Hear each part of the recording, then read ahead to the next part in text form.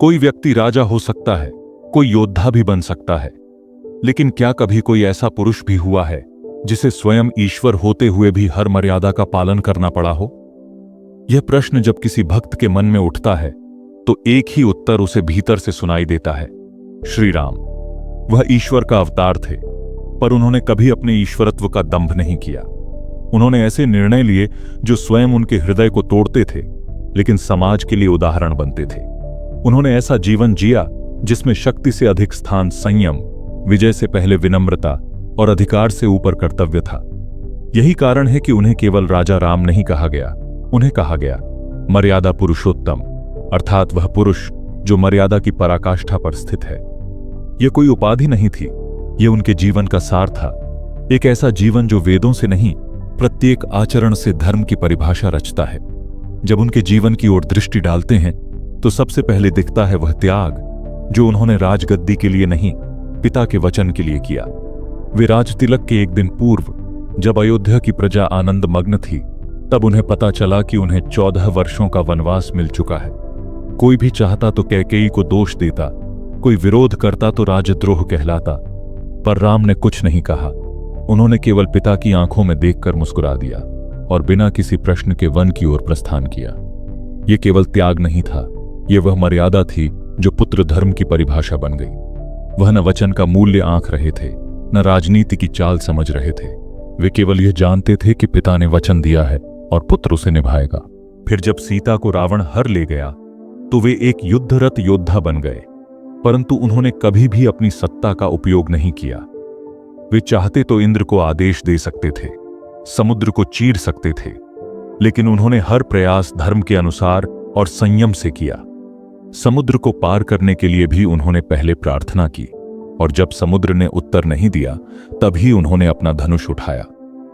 इस एक घटना से स्पष्ट होता है कि श्री राम का पहला अस्त्र विनय और संवाद था, और शक्ति केवल अंतिम विकल्प। यही मर्यादा है कि शक्ति का प्रदर्शन तभी करना जब सारे शांतिपूर्ण प्रयास विफल हो जाए। और वह क्षण जब लंका विजय के पश्चात उन्होंने सीता के प्रति जन संदेह सुनकर उन्हें वनवास दिया, उस पर सबसे अधिक चर्चा होती है। लोग कहते हैं कि राम ने सीता को त्यागा, परंतु क्या यह सच है? नहीं। उन्होंने अपने जीवन का सबसे कठोर निर्णय इसलिए लिया क्योंकि वह चाहते थे कि उनका आदर्श ऐसा हो जिसमें राजा का न्याय निजी संबंधों से ऊपर हो। एक राजा का कर्तव्य केवल परिवार तक सीमित नहीं होता, वह समस्त प्रजा का पिता होता है। राम जानते थे कि सीता निर्दोष है, लेकिन उन्होंने राजधर्म को निजधर्म से ऊपर रखा। यह कोई विजय नहीं थी, यह उनका सबसे बड़ा बलिदान था, जिसने उन्हें मर्यादा पुरुषोत्तम बना दिया। श्री राम का जीवन युद्ध से नहीं, संयम से परिभाषित होता है। उन्होंने कभी किसी पर अन्याय नहीं किया, यहां तक कि रावण जैसे राक्षस को भी युद्ध से पहले चेताया, मार्ग दिया, शांति का प्रस्ताव रखा।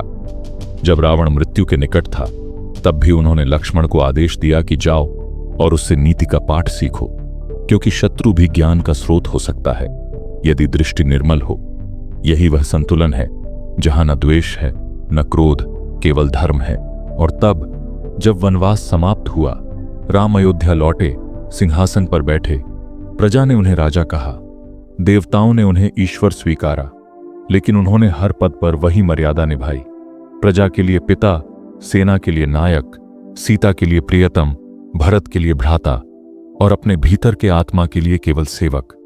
उन्होंने कभी यह नहीं कहा कि मैं विष्णु हूं, उन्होंने कहा मैं राम हूं, राजा नहीं, केवल एक धर्मनिष्ठ पुरुष जिसने जीवन को नीति, त्याग, करुणा और सत्य से जिया।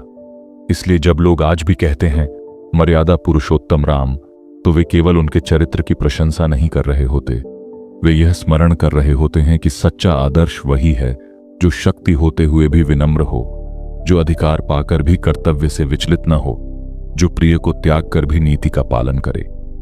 श्री राम का जीवन किसी एक घटना से नहीं, हर क्षण से गढ़ा गया है, जहां उन्होंने हर बार स्वयं के हृदय को दुखी कर दूसरों के कल्याण को प्राथमिकता दी।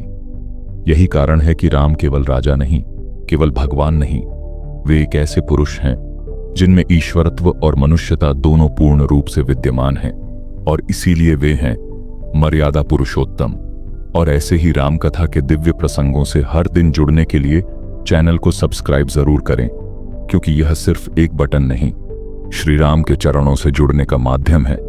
आपका साथ हमारी प्रेरणा है। जय श्री राम।